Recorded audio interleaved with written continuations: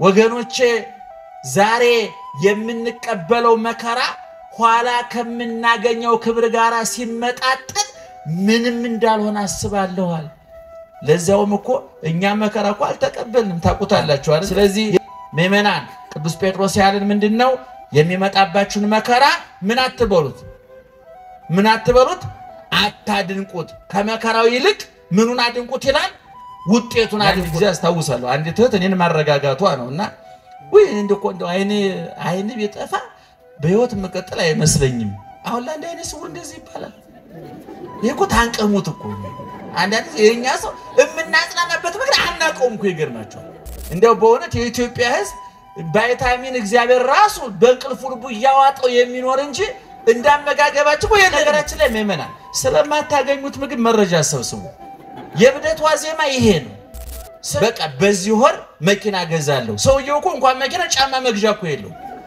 ይሄ ሰውዬ በርግጠኝነት በዚህ ወር በመኪና ሊገጭ ይችላል ወገኖቼ በማማረር በማጉረምረም ጊዜያችሁን አታባክኑ ችግራችሁን በመቁጠር ጊዜያችሁን አታባክኑ በሽታችሁን በመቁጠር ጊዜያችሁን አታባክኑ ያቆሰሏችሁን በመቁጠር ጊዜያችሁን አታባክኑ የቆሰለላችሁን አስቡ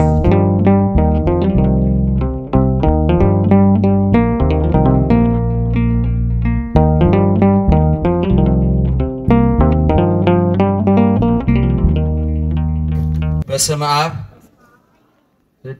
ኧረ በስመ አብ በሉ በስመ አብ ብለንም አልተቋቋምንም በስመ አብ ወወልድ ወመንፈስ ቅዱስ አሐዱ አምላክ አሜን ክቡራን የአድባራት አስተዳዳሪዎች ሰንበት ተማሪዎች እግዚአብሔርን ብላችሁ ይቅርታውን ቸርነቱን አምናችሁ ከቅድስት ድንግል እናቱና ከቅዱሳን ባለሟሎቹ የሚገኘውን ጥበቃና ምልጃ ተስፋ አድርጋችሁ ከተለያየ ቦታ ከተለያየ ሁኔታ ጊዜያችሁን ሰጣችሁ ጉዳዮቻችሁን ሰርዛችሁ ከስጋችን ይልቅ የነፍሳችን ጉዳይ ይበልጣል ከጊዜው ይልቅ የዘላለሙ ይበልጣል ከምድራዊ ሐሳብ ይልቅ ሰማያዊው ሐሳብ ይበልጣል ብላችሁ በዚህ ቦታ የተገኛችሁ ወገኖቻችን በእግዚአብሔር ስም እንዴት ዋላችሁ እንዴት ከረማችሁ በየጊዜው በየቦታው በየምክንያቱ መስማት በምንችለው ልክ የሚነግረን መኖር በምንችለው መጠን የሚያስተምረን የምስጢርና የጥበብ ባለቤት ራሱ ምስጢርና ጥበብ የሆነ አምላካችንም አባታችንም እግዚአብሔር አንተ የዝም በልጅ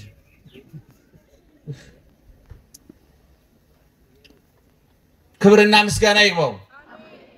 ምስጋና ይግባው እናንተ የምትሰሙት እኛም የምንናገረው አይንሳችሁ እግዚአብሔር ጆሮአችሁን ይክፈት አንደበታችንንም ይፍታ በመላ በግምት በሳይሆን አይቀርም በይመስለኛል የግል ሐሳባችንን እንዳናፈስባችሁ ጆሮአችሁን ይጠብቅ አንደበታችንንም ይቆጣጠር እግዚአብሔር እንግዲህ እጥር ምጥን ሰብሰብ አድርገን ጥቂት ነገር እንነግራችኋለን ምስጢሩን ጥበቡን ይግለጥልን እግዚአብሔር አዊነ ይታንከርዋ ለእንተ ትመጻክሙ መከራ ከመዘነኪር ግብር ዘይከውን ብክሙ አላ መከራ ይእቲ ወንድሞች ሆይ በእናንተ መካከል እንደ እሳት የሚፈትን እንደ እሳት የሚሆን መከራ ቢሆንባችሁ አዲስ ነገር እንደተደረገ አድርጋችሁ አታድንቁ ባጭሩ መከራውን አታድንቁ ብለን መውሰድ እንችላለን አብረን ብንለው እጅግ ደስታለሁ ወንድሞች ሆይ ኧረ ድምጻችሁ አይመጥንም ወንድሞች ሆይ መከራውን አታድንቁ ምኑን ምን አታርጉ እነማን አዊነ ወንድሞች አንዱ ቃል ሁለተኛው አታድንቁ ነው። ሶስተኛው እንዳይደነቅ የተደረገው ምንድነው? መከራ ነው። ይህ ቃል ታላቁ ሐዋርያ ቅዱስ ጴጥሮስ የተናገረው ቃል ነው። በአንደኛ ጴጥሮስ ምዕራፍ 4 ከቁጥር 12 ጀምሮ ያለ ቃል ነው። ቤታችሁ ገብታችሁ ብታነቡ ሙሉ ሐሳቡን፣ ሙሉ ምስጢሩን፣ ሙሉ ኃይለ ቃሉን ታገኙታላችሁ። እኔ ከዛ ቆንጥሬ ነው ያመጣሁት። በድጋሚ እግዚአብሔር ይግለጥልን። እንግዲህ መጽሐፍ ቅዱስ ያጻፈው ቅዱስ እግዚአብሔር ነው። የጻፉት ቅዱሳን ሰዎች ናቸው። ስለዚህ ያጻፈው እግዚአብሔር ቅዱስ ስለሆነ የጻፉትም ሰዎች ቅዱሳን ስለሆኑ ቃሉ ደግሞ ምን ይባላል? ቅዱስ ይባላል። መጽሐፍ ቅዱስን ስናጠና አንድ የሃይማኖት መጽሐፍ ሲጠና መጽሐፉን የጻፈው ሰው ሕይወት አብሮ ይጠናል። ታላቁ ሊቅ ዮሐንስ አፈወርቅ ይደልዎ ለዛ ያነብብ ቅድመ ይዝክር ስሞ ለበዓለ መጽሐፍ ወምዝ ያንብብ ወይማር መኑ ውእቱ ዘአስተናበራ። ታላቁ ሊቅ ዮሐንስ አፈወርቅ አንድ ሃይማኖታዊ መጽሐፍ የሚያነብ ሰው የመጽሐፉን ባለቤት ስም፣ ታሪክ ማጥናት አለበት፣ ሊያጠና ይገባዋል ይላል። የሮሜን መልእክት ስናጠና ጸሐፊውን ቅዱስ ጳውሎስን እናጠናለን። የተክለ ሃይማኖትን ገድል ስናጠና ተክለ ሃይማኖት ራሳቸውን እናጠናለን። ምክንያቱም ቅዱሳን የሚጠና ሕይወት፣ የሚነበብ ሕይወት፣ የተወነረ ሕይወት አላቸው። ብዙ ጊዜ እንደተናገርነው እንደምንናገረውም ኦርቶዶክሳውያን የተዋህዶ ቅዱሳንና ጻድቃን ሰማዕታት ሊቃውንት ክርስትናን ሰሙት፣ አመኑት፣ ኖሩት፣ የኖሩትን ጻፉት። ያመኑትን አወቁት፣ ያወቁትን ኖሩት፣ የኖሩትን ጻፉት። ስለዚህ ክርስትና የነፍሳቸው ጭማቂ፣ የሕይወታቸው ፍልቃቂ፣ የታሪካቸው አንዱ አካል ነው። ልባቸው ያሰበውን አንደበታቸው ይናገረዋል። አንደበታቸው የተናገረውን ኑሯቸው፣ ሕይወታቸው ይኖረዋል። ምክንያቱም ኢየሱስ ክርስቶስ የቃልም የተግባርም መምህር ነው። ቅዱሳን ደግሞ የሱ ተማሪዎች ናቸው። እንደምታውቁት ክርስትና ሲጠና በዋናነት የሚጠናው የክርስትና ውሃ ልክና መሰረት መደምደሚያና ጉልላት ኢየሱስ ክርስቶስ ነው። የኢየሱስ ክርስቶስ የሕይወት ታሪክ እንደው በሰውኛው እንደው መቃብሩ ላይ አንድ የሞተ ሰው ታሪክ ሲቀበር የገሌ ሕይወት ታሪክ ያቶ ገሌ፣ የወይዘሮ ገሌ፣ የዶክተር፣ የፕሮፌሰር ወይም ያቡነ ገሌ ታሪክ ተብሎ እንደሚነበበው ቀራኒ ጎልጎታ መቃብር ላይ የኢየሱስ ክርስቶስ የሕይወት ታሪኩ ይነበብ። ከየት ተነስቶ በየት አልፎ የት ደርሶ ዛሬ ሞተ የሚለው ይታይ ቢባል አጭር፣ ግልጽ፣ ቀላል ታሪክ ነው። ከሰማይ ወረደ፣ ከድንግል ተወለደ፣ በበረት ተጣለ፣ በጨርቅ ተጠቀለለ፣ በዮሴፍ ቤት ለእናቱ ለድንግል ማርያም ላሳዳጊ አባቱ ለዮሴፍ እየታዘዘ ኖረ። በ30 ዓመቱ በዮርዳኖስ ወንዝ በዮሐንስ እጅ ተጠመቀ። በቆሮንቶስ ምድረ በዳ 40 ቀን 40 ሌሊት ጾመ። ከዛ ወጥቶ 3 ዓመት ከ3 ወር 3 አይነት ሥራ ሰራ። አንደኛ ትምህርት አስተማረ፣ ሁለተኛ ድንቅ ተአምር አደረገ፣ ሶስተኛ በጎ ነገር ሰራ ተብሎ ሊተረክ ይችላል። በዚህ ውስጥ ኢየሱስ ክርስቶስ እኛ የምናከናውናቸውን ማህበራዊ ጉዳዮች አከናውኗል። እኛ የምናከናውናቸው ማህበራዊ ጉዳዮች 3 ናቸው። ሰርግ እንጠራለን፣ ለቅሶ እንደርሳለን፣ በሽተኛ እንጠይቃለን። ይሄን ያላደረገ ሰው የአእምሮ ጤንነት ማህበራዊ ህይወቱ ብቻ ሳይሆን የአእምሮ ጤንነቱም አደጋ ላይ ወድቋል ማለት ነው። አንዳንድ ሰዎች ሰርግ ማለድም ለቅሶ ማለድም የሚለው በራቸውን የሚዘጉ ሰዎች አሉ። ሰርግ ሲሆን የማይመጡ ለቅሶም የማይመጡ እነዚህ ምናልባት የጊዜ ጉዳይ እንጂ ሊያብዱ ይችላሉ። ሰው ለቅሶ መሄድ አለበት፣ ሰርግ መሄድ አለበት። በሚለቀስበት ጊዜ ካላለቀሰ፣ በሚሳቅበት ጊዜ ካልሳቀ ከሐዘንና ከለቅሶ ውጭ ሶስተኛ ቦታ የለም። ሶስተኛው ቦታ እብደት ነውና ሊያብድ ያኮበኮ ነው ማለት ነው። እኔ እዚህ ውስጥ ያላችሁ ሴቶች ባሎቻችሁ ለቅሶ አንሄድም ካሏችሁ ተጠራጠሯቸው። አቋርጠው ሊያብዱ ይችላሉ። እውነቴን ነው የምላችሁ። ለቅሶ መሄድ አለበት። አንድ ሰው ለቅሶ አልሄድም የሚል ለምን እንደው የማይሄድ ለምን ቀብር ማለት ለምን እንኳን ገብቶ ቁጭ ማለት እኔ ሄዳለሁ የዝንፎ ለምን እንደው የማትበለው ነገ አንተ ትቀበር የለ እንዴ? ነብዩ ሰርግማ ተሄደው ነገ ትድር የለ እንዴ ባትድር እንኳን ተድር የለ እንዴ ስለዚህ ኢየሱስ ክርስቶስ ይገርማቸዋል በ3 ዓመት ከ3 ወር በእኛ መካከል ሲኖር እነዚህ ማህበራዊ ጉዳዮች ተወጥቷል ሰርግ ቤት ተጠርቶ መጥቷል እናቱ ተጠርታ መጣ ነበር ተማሪዎችን አስከትሎ መጣ የመጣው ዋውን ወይን ለማድረግ አይደለም እንደ ማንኛውም ሰው ሰርግ ተጠርቶ ጥሪውን አክብሮ ነው የመጣው እግዚአብሔር ካልተጠራ አይመጣም ከተጠራ አይቀርም እግዚአብሔር ድንኳን ሰባሪ አይደለም ሳይጠራ አይመጣም ከተጠራ ግን ቦታ ይመርጥ ሁሉ ጊዜ እንደምለው ሰዎች ምድራውያኑ ባለስልጣኖች ለሲጠሩ 3 ጥያቄ ያቀርባሉ አንደኛ የምንጎበኘው ቦታ ለክብራችን ይመጥናል ወይ ሁለተኛ ለደህንነታችን አስተማማኝ ነው ወይ ሶስተኛ በጉብኝታችን ምን ውጤት እናመጣለን ትርፉ ምንድነው ብለው ይጠይቃሉ እውነት ነው መጠየቅ አለባቸው ኢየሱስ ክርስቶስ ሲጠራ ለክብሬ ይመጥናል ወይ ብሎ አይጠይቅም ከበረት የበለጠ ቆሻሻ ለክብር የማይመጥን ቦታ የለም እዛ ቦታ ተወልዷል እግዚአብሔር ለደህንነት ያስተማማኝ ነው ወይ አይልም ከመስቀል የበለጠ ለደህንነት አስጊ የመከራ ቦታ የለም መስቀል ላይ ተገንቷል እግዚአብሔር የጉብኝቱ ውጤት ምንድነው ብሎ አይጠይቅም እግዚአብሔር ሐሞት ኮምጣጤ ችንካርና ጅራፍ እንደሆነ ያውቀዋል ነገር ግን ኢየሱስ ክርስቶስ ቀድም እንዳልኳችሁ እኛ ባለፍንባቸው መንገዶች ሁሉ አልፏል ምክንያቱም የኛ ጌታ የማያደርገውን አይናገርም እንደምታውቁት ምድራውያን ባለስልጣኖች በተሽከርካሪ ወንበር በለስላሳ ምንጣፍ ቁጭ ብለው ሸካራ ትእዛዝ ይሰጣሉ በተሽከርካሪ ወንበር ቁጭ ብለው የሚሽከረከር መመሪያ ይሰጣሉ የማያደርጉትን ያሸክማሉ የማይፈጽሙትን ያዛሉ የኛ ጌታ ግን እግዚአብሔር ተዋጊ ነው ስሙም እግዚአብሔር ነው እግዚአብሔር ከሰማይ ወረደ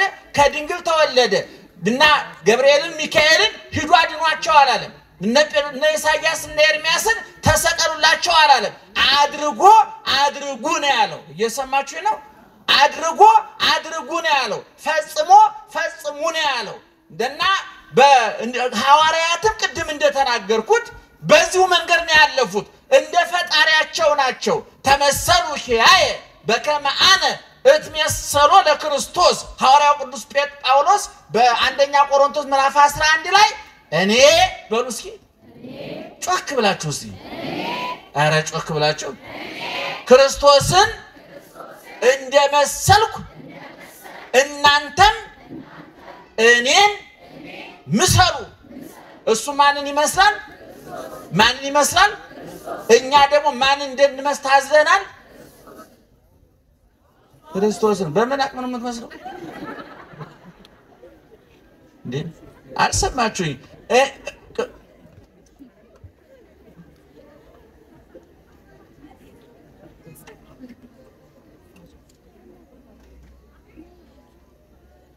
ይቅርታ የመረጃ ክፍተት እንዳይፈጠር ነጠላ ላይ የሆነ ነገር ለጥፉ እያስለቀኩኝ ዓለም ላይ ትልቁ ጦርነት የመረጃ ክፍተት ነው ይባላል እና ምንም እየተከናወነ አይደለም ማለት ነው የማታዩ ሰዎች ደህና ዋላችሁ ነቅታችሁ ስሙን እኔ ማንን እመስላለሁ አለ ቅዱስ ጳውሎስ እሺ እናንተ ደግሞ ማንን ምሰሉ አለ ማንን ቅዱስ ጳውሎስን አሁን ይሄን እኔም ሰባኪ ነኝ ለስሙ አይደለም እኔን ምሰሩ ብያልናገርን ስከሩ ቢሆንስ ተደባደው ቢሆንስ አመንዝሩ ቢሆንስ ዋሹ ቅጠፉ ቢሆንስ ቅዱሳን አባቶቻችን ግን የደረሱበትን ደረጃ ስለሚያውቁት አፋቸውን ሞልተው ማንን ምሰሉ ይላሉ እኔን ምሰሉ ይላሉ እና ቅድም እንደተናገርኩት ኢየሱስ ክርስቶስ ከተወለደበት እስከሚያርግበት ጊዜ ድረስ ያለው የህይወት ታሪኩ እዝቦታ በላ ጠጣ ተደሰተ ተዝናና ተብሎ አልተጻፈለትም ምናልባት ለባህሪው አይስማማውን ብቻ ብለን ምናልፈው አይደለም ነገር ግን የትም ቦታ እንደውም ታላቁ ሊቅ ዮሐንስ አፈወርቅ መነኮሳት አባቶቻችን ሲያስተምሩናል ኦ መነኮስ ባይቴ ሰማይከ ከመሰሐቀ ክርስቶስ አንተ መነኮስ ክርስቶስ በቀራንዮ ላይ ራሱ ላይ የደፋውን የሾሃክል ምሳሌ የሆነውን ቆብ የደፋ የለበሰውን ቀሚስ የለበስ የተገረፈውን ግርፋት የምታስታውሰን አንተ መነኮስ አሰምተ የምትስቀው ክርስቶስ ሳቀ ተብሎ ተጽፏል ይላል ኢየሱስ ክርስቶስ ተደሰተ ተብሎ ተጽፏል ቋንቋ እኛ በመንረዳው ቋንቋ አለቀሰ ተብሎ ግን በስፋት 3 ጊዜ ተጽፏል ደህና ዋላችሁ እና ልነግራችሁ የፈለኩት ምንድነው ክርስትና በመከራ ውስጥ ያለፈ ሃይማኖት ነው ክርስትና እንደምታውቁት ክርስቶስ ከሚለው ውድ ስም የተፈለቀቀ ነው የወርቅ ፍልቃቄ ምንድነው ወርቅ ነው አይደለም ክርስትና የተፈለቀቀው ክርስቶስ ከተባለው ወርቅ ስም ነው እና ክርስትና ከክርስቶስ ከተወሰደ ክርስቶስ ክርስትናውን እንዴት አርጎ እንደመሰረተው ማየት ያስፈልጋል ቅድም እንደተናገርኩት በበረት ተወለደ በጨርቅ ተጠቀለለ ተሰደደ ተራበ ተጠማ ተሰደበ ተሰቀለ ተቸነከረ ተገረፈ በጥፊ ተመታ ምራቅ ተተፋበት ሐሞት ኮምጣጤ ጠጣ የሽዋሪ ተደፋበት ተጠማው ያለ ሞተ ተገነዘ ተቀበረ ተነሳ አረገ ዳግመኛ መልሶ ምን ይሆናል ይመጣል አሁን በዚህ ታሪክ ውስጥ ነው በዚህ ታሪክ ውስጥ ብርን ወርቅን መብልን መጠጥን ሹመትን ቅንጦትን ተርላን ደስታን የሚመለከት ነገር ጠቅሰናል በዚህ ውስጥ አልጠቀሰም ስለዚህ ቅዱስ ጴጥሮስ እየነገረን ያለው ምንድነው አሁይነ ኢታንክርዋ ለንተ ትመጻክሙ መከራ ከመዘነኪር ግብር ዘይከውን ብክሙ ወንድሞች ሆይ መከራ ሲደርስባችሁ አታርንቁ መከራው በእናንተ የተጀመረ አይደለም ከእናንተ በፊት ክርስትናውን የመሰረተው ክርስቶስ ጸድቃይል ጻድቅ እቀደሳይል ቅዱስ ሾማይል ሹም ሁሉ ሞልቶ የተረፈው ጌታችን እሱ በበረት ከመወለድ ጀምሮ በባዶ መቃብር እስከ መቀበር ድረስ መከራ ተቀብሏል ስለዚህ እናንተ የሚደርስባችሁን መከራ አታርንቁት ከመከራው ይልቅ ውጤቱን አድንቁ አለ ደህና ዋላችሁ እመቤታችን ታውቃላችሁ ጸሎት አላት በሉቃስ ወንጌል ውስጥ ቅዱስ ሉቃስ እመቤታችን የዘመረችው መዝሙር የዘመረችውን ዝማሬ የብሉይ ኪዳን ዕውቀቷን በደንብ አድርጎ ጽፎላታል በሉቃስ ወንጌል ምዕራፍ 1 ቁጥር 37 ጀምሮ ስታነቡ በዚህ ውስጥ ምንድነው ማርያምን ማለች ብለ ምንድነው ምንለው ነፍሴ እግዚአብሔርን ምን ታደርገዋለች ታከብረዋለች ቀጥሎስ መንፈሴም በአምላኬና በመድኃኒቴ ምን ታደርጋለች ሐሴት ታደርጋለች ተፈሰሐ ደስ ተሰኘ ተሐሴ ደስ ተሰኘ በግዝ ሐሴት ማለት ይሄ በልቶ ጠጥቶ ለብሶ ተሹሞ ተሽሮ ተኝቶ ተነስቶ የሚገኘው ደስታ አይደለም የኛ ደስታ ታቁታላችሁ ቀድምሳ በልተን ደስ ይለናል ከአንድ ከሁለት ሰዓት በኋላ ወዳችን ባዶ ቀርቶ ሐዘን ያመጣል የዛለም መጠጡ ምግቡ ሹመቱ ሽልማቱ ሁሉም ነገር ያልፋል አይተነዋል እውነቱን ለመናገር ዛሬ እንዝናና ብላችሁ ወደ አንድ ቦታ ብትሄዱ ያንን ቦታ እስከምታዩ ድረስ ተቸኩላላችሁ ካያችሁት በኋላ ግን ተሰለቹታላችሁ ምክንያቱም መዝናናት ማለት አዲስ ነገር ማድረግ ማለት ሳይሆን አንድ ነገር መቀየር ማለት ነው ለምሳሌ አንድ አውሮፕላን አብራሪ ፓይለት ለመዝናናት ምንድነው የሚያደርገው ወይ ባጃጅ ነዳር ወይ ጋሪ ነዳር ለምን ታምር እኮ የለው ዞትር ዝታቻለው ትልቁ ሆቴል አለ አይደል እዛ ውስጥ የሚሰራ ሰራተኛ ለመዝናናት ወዛ ይመጣል ሌላ ቦታ ነው የሚሄደው ሁሉ ጊዜ መዝናናት እኛ ማርነቅ ስለምንወድ መጨነቅ ስለምንወድ እንጂ አዲስ ነገር የለው ስለዚህ ኢየሱስ ክርስቶስ የነገረን ምንድነው እናንተ ለመከራ የተዘጋጃችሁ ሁኑ ሐዋርያትንም ሲልካቸው በማቴዎስ ወንጌል ምዕራፍ 10 ሙሉ ታሪክ ውስጥ ተመለከቱ ወጸውዖሙ ለአሰርቶ ክሌቱ ሐዋርያት ይልና 12ቱን ሐዋርያት ጠራቸው ይላል ጠርቶ ወሃቦ መንፈስ ስልጣን ሰጣቸው ዲበ መናፍስት ርኩሳን አጋንንት ርኩሳን መናፍስትን ያስወጡ ዘንድ ሙት አስነሱ ድዊ ፈውሱ ለምጽ አንጹ አይን አብሩ ብሎ ሹመት ሰጣቸውና ቁጥር 16 ላይ መብታቸውን ዘርዝሮ ከጨረሰ በኋላ የማቴዎስ ወንጌል ምዕራፍ 10 ቁጥር 1 እስከ 16 እያልኳችሁ ነው ታሪካት መብታቸውን ስልጣናቸውን ማድረግ የሚችሉትን ነገር ሁሉ ነገራቸውና ቁጥር 16 ላይ ምን አለ ወናሁ እፈነወክሙ ከማባግ ማይከለ ተኩላት በበጎች መካከል እንደ ተኩላ በበጎች መካከል እልካችኋለሁ በጎች ናችሁ ብሎ ነገራቸው ኢየሱስ ክርስቶስ። ይሄ ራሱ ያሳለፈው ሕይወት ነው። ቅድም እንደተናገርኩት በበረት ተወለደ፣ በጨርቅ ተጠቀለለ፣ ራበው፣ ጠማው፣ ተሰደደ፣ መከራ ተቀበለ። ለሐዋርያት ያዘዛቸው በሱ ያልሆነውን ነገር አይደለም፣ እሱ ያለፈበትን ነው።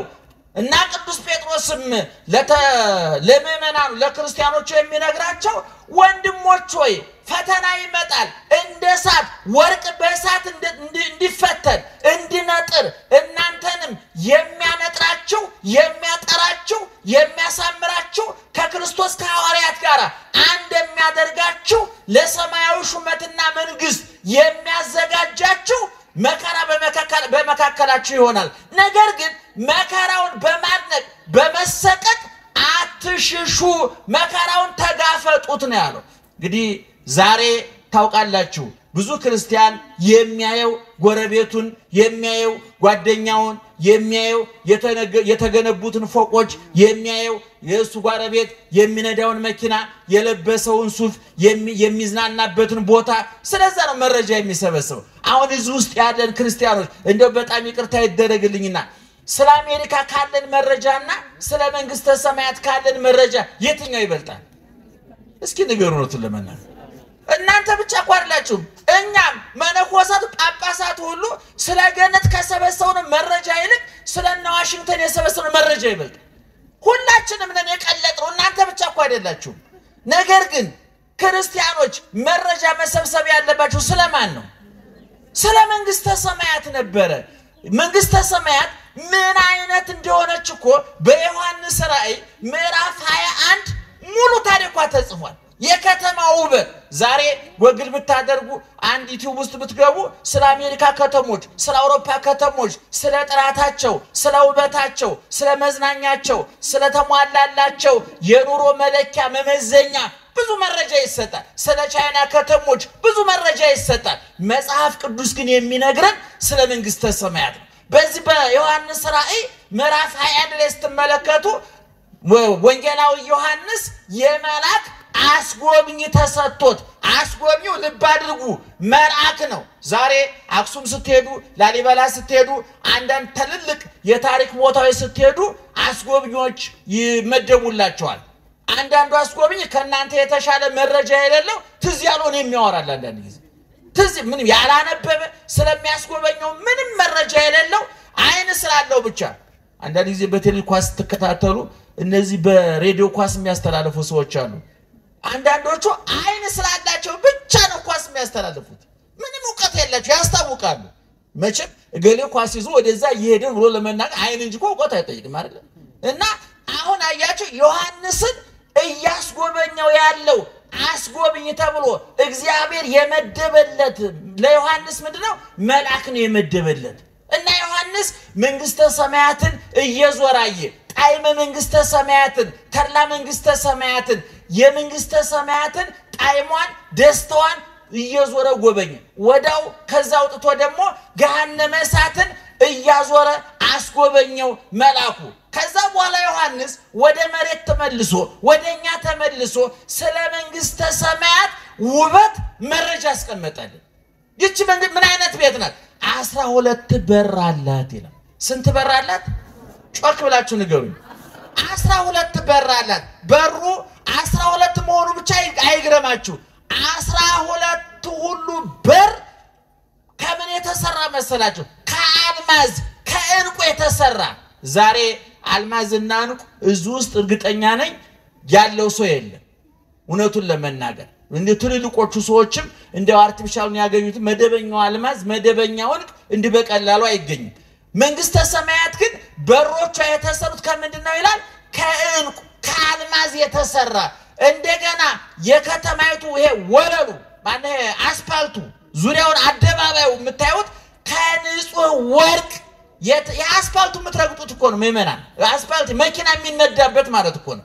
ንጹህ ወርቅ ነው ያ የመንግስተ ሰማያት ወለሏ አስፋልቷ አደባባይዋ ከንጹህ ወርቅ የተሰራ ነው። ሶስተኛ መንግስተ ሰማያት እያርብ ፀሐይኪ ወይጸልም ወርቂ ብሎ በኢሳይያስ እንደተናገረ ፀሐይ ጨረቃ የሌሉባት ክረምት በጋ የማይፈራረቅባት ቀን ሌሊት የሌለባት ወይትፈቅድ ፀሐየ ወወርሃ ከመያብርሁ ላቲ ፀሐይና ጨረቃ ያበሩላት ዘንድ የማትሻ እንዴት ደስ ይላል ምእመናን ዛሬ የኤሌክትሪክ ዋጋ ምን ያህል እንደሆነ ታውቃላችሁ ለዛውም ሲመጣ እኮ ነው አይደል ለዛውም ከመጣም ቢመጣም ችግር ነው ዋጋው ብዙ ስለሆነ ቢቀርም መከራው ጨለማ ስለሆነ ሁለቱም አደጋ ነው ውሃውን ታውቃላችሁ ቢመጣ የደፈረሰ ውሃ ነው ቢቀርም እንደው ቧንቧው ራሱ ውሃ ጠምቶ ደርቋል ይገርማችኋል ታውቁታላችሁ በየቤቱ እንደው ኢትዮጵያውያን እንደው በሳይንስ መመዘኛ እኔ አንዳንድ ጊዜ ሳይንስ ስላመጋገብ የጻፈውን ስናነብ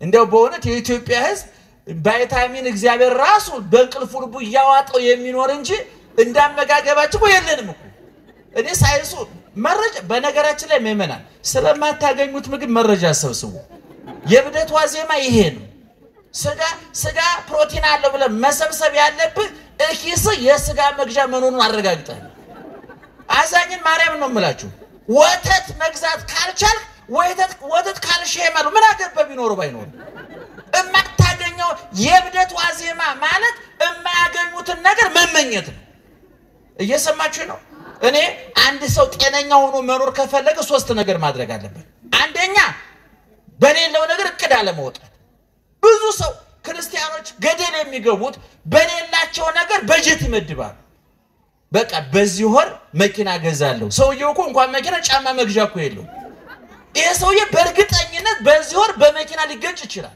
እሱ በጀት አያስፈልገው ሰው በሌለው ነገር እቅድ አይወጣም ሀገሮች እንኳን ለምሳሌ አሜሪካ የምትበጅተው በጀትና የኛ ሀገር የምትበጅተው በጀት አንድ ነው እንዴ ምናልባት አሜሪካ ላንድ ፕሮጀክት የመደበችው በጀት ለኛ መንግስት ያመት በጀት ሊሆን ይችላል አይ ማን ከማን ያንሳል ብሎ እንደ አሜሪካ በጅታለው ካለ ምን ሊፈጠር እንደሚችል እግዚአብሔርም እኛ መንግስትም ያውቃል ስለዚህ ሁሉ ጊዜ እየሰማችሁ ነው የጤነኝነት የሰላማዊ ኑሮ አንዱ መለኪያ በሌለ ነገር እቅድ አለማውጣት በሌላችሁ ነገር እቅድ አታውጡ ስለሌላችሁ ነገር መረጃ አትሰብስቡ እኔ ለምሳሌ አይነ ስውር ነኝ ስለመሰል ምን ያስፈልጋል ብዬ ጠይቄያለሁ ምን ያደርግልኝ ለምን ጠይቁ ምን ይሰራል እስራለ ማልሰራው ነገር ምን ያደርግልኛል ሹፌር በሆነ አንድ ቀን ብዬ ተመኝቻለሁ ለምን ደው ሆኖ አይነ ሳይኖር እንደም ሆኖ በሌላችሁ ነገር እቅድ አይወጣም እየሰማችሁ ነው በደንብ ስሙኝ በትዳር ውስጥ ያላችሁ ባልና ሚስቶች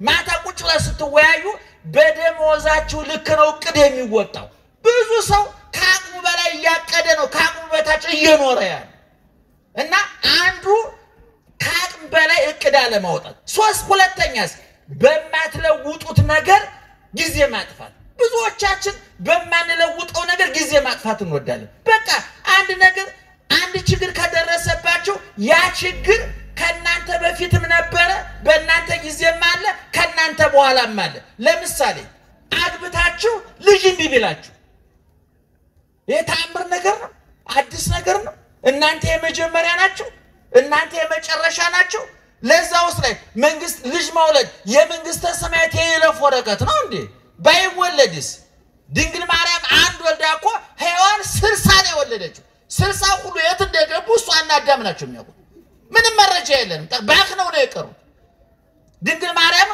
አንድ ወልዳ እነ ኤልሳቤጥ ዮሐንስ አንድ ወልዳ አራሳ ይወልዱም ተባርከዋል መውለድ እኮ ይሄ ከመላእክት ጋር የምንመሳሰልበት እኮ ከእንስሳት ጋር የምንመሳሰለው አንተ አራት ልጅ ካለ የሆነች ላም እኮ አራት ጥጃ አለ ምንም አንተ አራት የሆነች በጋ አራት ልጅ ወልዳል ምንም ተአምር የለው አንተ ጻድቅ ስለሆንክ አይደለም የወለድከው ቅዱስ ስለሆንክ አይደለም የወለድከው የሰው ዘር መቀጠል ስላለበት እግዚአብሔር ስለፈቀደ ነው ስለዚህ እኔ አግብታችሁ ልጅ ቢላችሁ ልጅ ቢካ አማራጭ የለም ወይ እየሰማችሁ ነው አማራጭ የለም አለ አማራጭ ስለዚህ እንደው ልጅ ቢኖረኝ አንድ እህት አሁን በህይወት የለችም ነፍሷን ይማር ከአብርሃም ከይስሐቅ ጋር ያሳርፍልን እንዲሁ ልጅ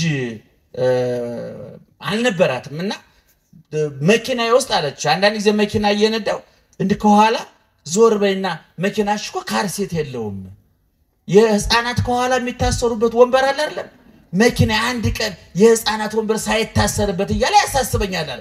ሰይጣን መረጃ የሚሰጣችሁ ሊያሳብዳችሁ ሲፈልግ እየሰማችሁ ነው። ሰይጣን መረጃ ስለ አንድ ጉዳይ ሰይጣን ከጠየቃችሁ ሊሞላላችሁ ሳይሆን ይሄ ነገር ከሌለ ለምን ታንቃት ሞትም ነው። እና አንድ ጊዜ አስታውሳለሁ አንድ እህት እኔን ማረጋጋቷ ነውና ወይ እንደው አይኔ ቢጠፋ በህይወት መቀጠል አይመስለኝም። አሁን ለአንድ አይኔ ስውር እንደዚህ ይባላል።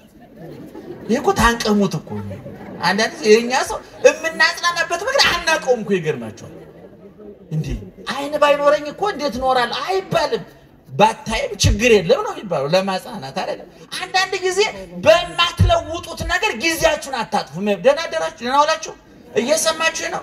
ክርስቲያን ጥሩ ክርስቲያን የሚባለው አንድ በሌለው ነገር እቅድ የማያወጣ፣ ሁለት በማይለውጠው ነገር ገንዘቡና ጊዜውን የማያጠፋ።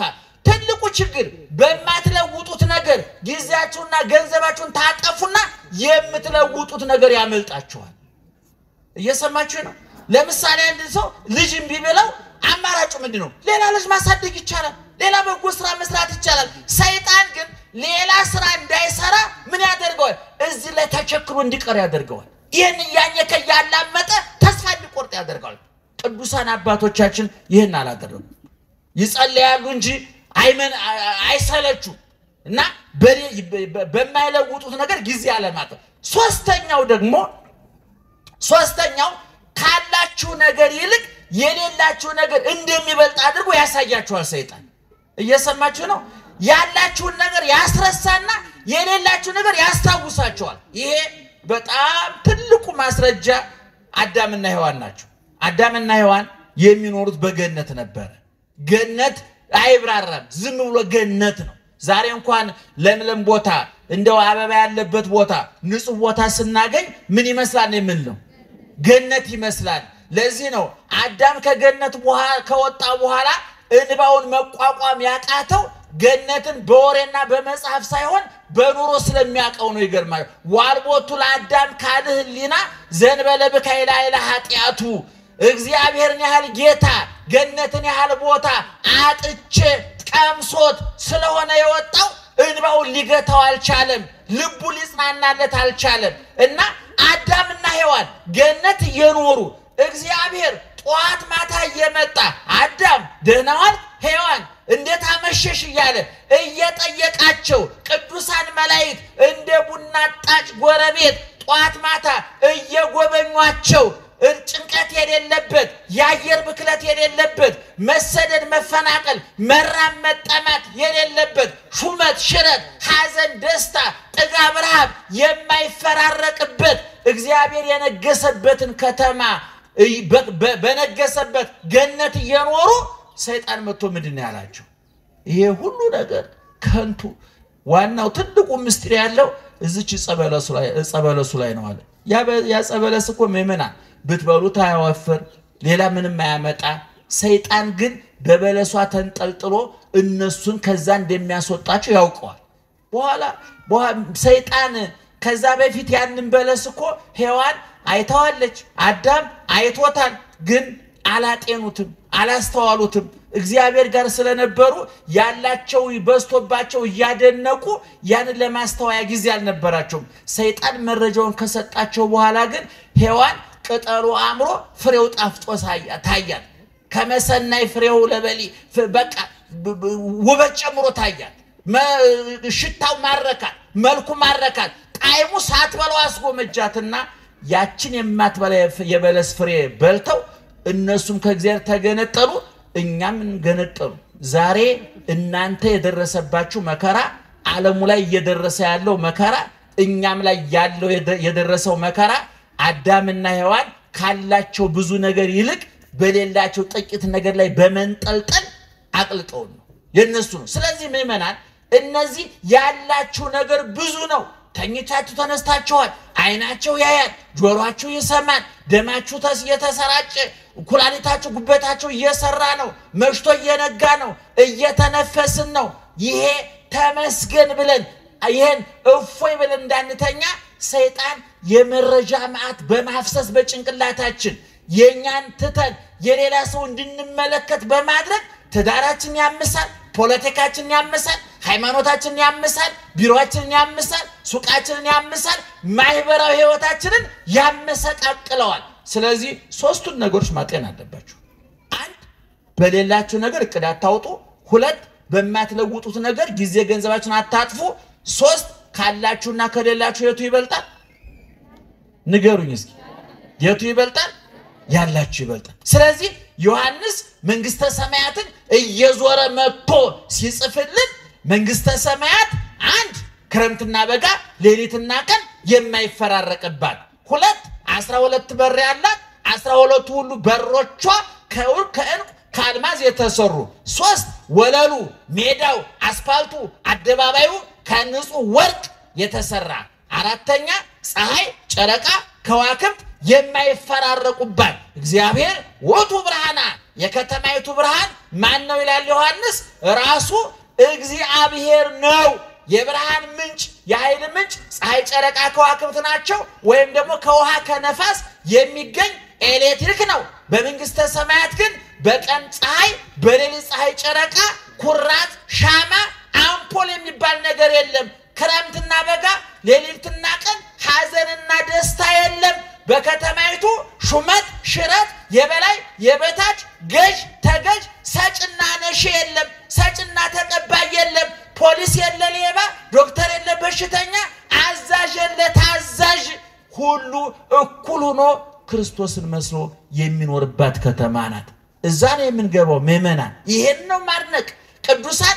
እየነደዱ እየታረዱ እየተገፈፉ እየተገረፉ እሳቱን ስለቱን ስደቱን ረሃቡን ጥሙን አያደንቁም የሚያደንቁት ምንድነው ኋላ የሚገቡበትን ቦታ ሐዋርያው ቅዱስ ጳውሎስ በዚህ በሮሜ 8:18 ላይ በጣም ይገርመኛል ወገኖቼ ዛሬ የምንቀበለው መከራ ኋላ ከምናገኘው ክብር ጋር ሲመጣጠን ምንም እንዳልሆነ አስባለሁል ለዛውም እኮ እኛ መከራ እኮ አልተቀበልንም ታቁታላችሁ አይደል የኛ መከራ ከኛ ውስጥ የሚመጣ ነው ከፍላጎታችን ከመኞታችን የሚመጣ ነው ካለ መደማመጥ የሚመጣ ነው ካለ መግባባት የሚመጣ ነው እነ ቅዱስ ጳውሎስ በሁለተኛ ቆሮንቶስ ምዕራፍ 11 ላይ እኮ የደረሰበትን መከራ እኮ ተናግሮታል እኮ ይገርማችኋል በቀን በሌሊት በበጋ በክረምት በባይስ በባህር በየብስ ባመነው በካደው በዘመዱ በባይዱ እንከራተታለው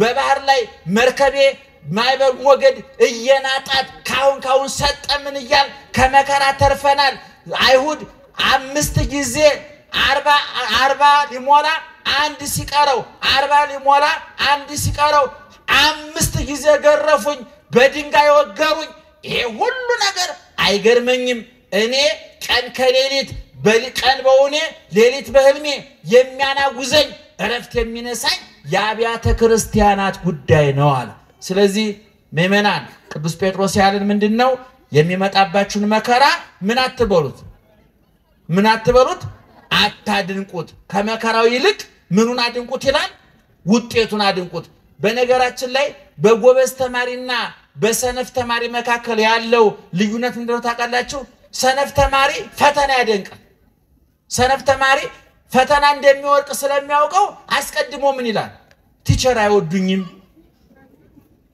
ያላስተማሩትን የሚፈትኑት እና አይነውሃቸው እኔን አይወደኝም ስለዚህ አሁን አስቀድሞ እንደሚወርቅ ስለሚያውቀው የሚወርቅበትን ቦታ እየጎዘጎዘ ፈተናው ከባድ ነው ትምርቱ ከባድ ነው ቲቸር ቀደም እንዳልኳችሁ ነው ወንበሩ አይመቸኝም ተማሪው ብዙ ነው ክፍል ውስጥ ተማሪዎች ይመቀኙኛል ተማሪዎች ራሱ አይተኙልኝም ተማሪዎች ቆረስተው ለጥ ብለው ተኝተው ያጠኑ እኮ ነው የራሳቸው ነው ሰነፍ ተማሪ ፈተና ያደንቃል ጀግና ተማሪ ግን ስለ መምሩ ያወሳል ስለ ክላሱ ያወሳል ስለ ተማሪዎቹ ያወሳል ስለ ትምርቱ ክብደትና ቅለት አይናገርም ጸጥ ብሎ ትምርቱን ያጠናል በፈተና ጊዜ ውጤቱን ያያዋል ቅዱሳን ሐዋርያት ፈተና አድናቂ አይደሉም ችግር አድናቂ አይደሉም ረሃብ አድናቂ አይደሉም ጥም አድናቂ አይደሉም ስደት አድናቂ አይደሉም ሰይፉን ስለቱን አድናቂ አይደሉም የሚያደንቁት የተከፈለላቸውን ዋጋ ነው ቅዱስ ጊዮርጊስ በሰይፍ እየታረደ በሳት እየነደደ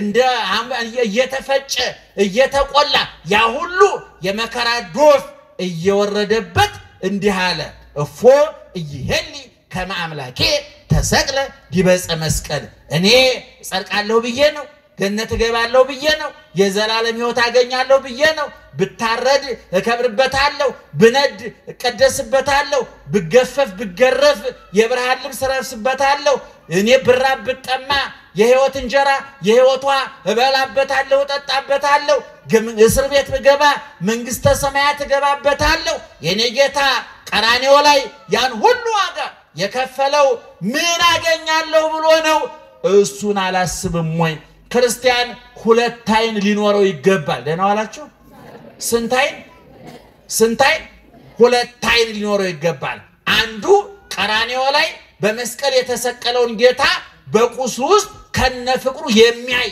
ሁለተኛው አይን ወደ ሰማይ ወጥቶ ክርስቶስን በአባቱ ቀኝ በዙፋኑ በጌትነቱ ከነክብሩ የሚያይ ስለዚህ በቀራንዮ ፍቅሩ እየጸና በሰማያዊ ክብሩ እየቀና መከራውን ተቋቁሞ ይኖራል በሐዋርያት ሥራ ምዕራፍ 7 ላይ እስጢፋኖስ በድንጋይ እየተወገረ የድንጋይ ቁልል እየተቆለለበት አጥንቱ እየተሰባበረ ደሙ እየተንጀቀጀቀ ስጋው እየተቦጫጨቀ ቆዳው እየተሸነታተረ ምን አለ አባት ወይ ጌታዬ አለ ወይ ተረሲ ቦሙ ጌጋዬ እስጢፋኖስን በድንጋይ ወገሩ ብለህ እዳ በደል አታድርግባቸው አለ አንድ አይኑ የት ነበር ማለት ነው ቀራንዮ ላይ ምን ሲባል ሰምቷል አባት ወይ የሚያደርጉትን አያውቁምና ምን በላቸው አለ ይቅር በላቸው አለ እስጢፋኖስ በድንጋይ እየተወገረ አይኑ ቀራንዮ ነበር ማለት ነው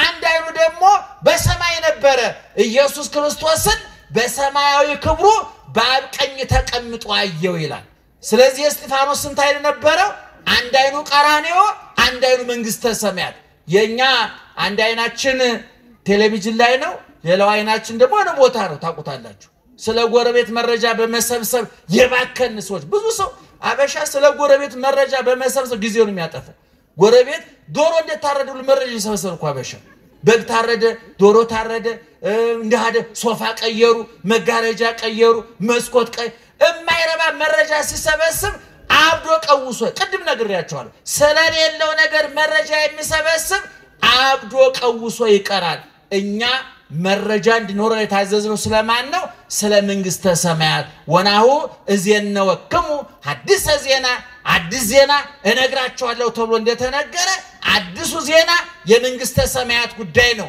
መንግስተ ሰማያት ስንት በር አላት ብያቸዋለሁ 12 በሮቹ ከምን የተሰሩ ናቸው ከአልማዝ ከዕንቁ የከተማዋ አደባባይዋ ከምን የተሰራ ነው ከንጹህ ወርቅ ከተማዋ ፀሐይ ጨረቃ ከዋክብት አሉባት የሉባትም ክረምትና በጋ አለ የለም ሌሊትና ቀን አለ የለም ሐዘንና ደስታ አለ የለም የሚሾም የሚሻር አለ የለም ሰጭና ተቀባይ አለ የለም በሽተኛና ዶክተር አለ የለም ነፃ ከተማ በ12 ሁሉ የመንግስተ ሰማያት በር ላይ ደግሞ የነማን ስም ተጽፏል መሰላችሁ የሐዋርያት ስም ተጽፏል የጴጥሮስ በር አንዳንድ ሰዎች በቅዱሳን ስም ለምን ቤተክርስቲያን ሰራችሁ ብሎ ሲበሳጩ ሰማሉ በቸም አንዳንድ ሰው የራሱ ስንፍና ሳያንሰው በሰው ይመቀኛል በጣም ይገርመኛል አንዳንድ ጊዜ ባለው ከመጽናናት ይልቅ በሰው የሚቀና እና እንደው በተክለ ሃይማኖት በጴጥሮስ በጳውሎስ ስም ቤተክርስቲያን ተሰራላችሁ ኢየሱስ ተረሳ የሚያሉ የሚያላዝኑ ሰዎች አሉ እነሱ ራሳቸው ረስተውት እሱ እየፈለጋቸው ነው ይገርማቸዋል እና ነገር ግን መንግስተ ሰማያት ስንገባ በ12 ሁሉ በር ላይ የተጻፈው የማን ስም ነው ጮክ ብላችሁ ነገር ነው የማን ስም ነው የተጻፈው የኢየሱስ ስም ነው የክርስቶስ ስም ነው የሥላሴ ስም ነው ለምን ተቀንጭቦ በር ላይ ይጻፍበታል ኢየሱስ ማልባቸው ውስጥ ተጽፏል እኮ ሁሉ የሱ አይደለም ለምን ይቀነስበታል ኢየሱስ ክርስቶስ እኮ በጣም ነው የሚገርመኝ ወዳጆቹን አክባሪ ትንሽ የደከሙለትን ብዙ የሚያከብር እኔ የወይን ግንድ ነኝ እናንተ ምንድናችሁ አለ ቅርንጫፎች መንግስተ ሰማያትሰ ነያ ማእከልክሙ መንግስተ ሰማያት በመካከላችሁ ናት አለ ክርስቶስ ራሱ መንግስተ ሰማያት ተብሎ ተጽፏል ይገርማችኋል መንግስተ ሰማያት ይባላል መገለጡ ወነሃ ይሰማያ መንግስተ ሰማያት ለአስተርእዮቱ ማእከለ ፍቁራኒሁ በወዳጆቹ መካከል መገለጡን መንግስተ ሰማያት ብሎ ይጠራዋል ሊቁ ሲተረጉም። ስለዚህ የገነት በር ላይ የተጻፈው የማን ስም ነው? የሐዋርያት። እዛ ውስጥ ደግሞ እነማን ይገባሉ? እናንተ ትገባላችሁ፣ እኛ እንገባለን። ዛሬ ቤት ላይ ኖራችሁ ይችላል። ዛሬ ጥሩ ምግብ ላይ ኖራችሁ ይችላል። ዛሬ ንጹህ ልብስ ላይ ኖራችሁ ይችላል። ዛሬ ምኝታችሁ ሸካራ ጎርባጣ ሊሆን ይችላል። ዛሬ ምሳ በልታችሁ ለራታችሁ እርግጠኛ ላትሆኑ ትችላላችሁ። ዛሬ ገንዘብ፣ ዘመድ፣ ጤና ፊቱን አዞሩባችሁ ሊሆን ይችላል። ኋላ ግን በእግዚአብሔር መንግስት እዛ የምንሾመው የምንነግሰው የንጉሱ አልጋ ወራሾች እኛ ነን። እኛ የማን ልጆች ነን? የክርስቶስ መንግስት የሚወርሱ እነማን ናቸው? እኛ እዛ እንገባለን። ስለዚህ ወገኖቼ በማማረር በማጉረምረም ጊዜያችሁን አታባክኑ። ችግራችሁን በመቁጠር ጊዜያችሁን አታባክኑ። በሽታችሁን በመቁጠር ጊዜያችሁን አታባክኑ። ያቆሰሏችሁን በመቁጠር ጊዜያችሁን አታባክኑ። የቆሰለላችሁን አስቡት። ደህና ደሩ።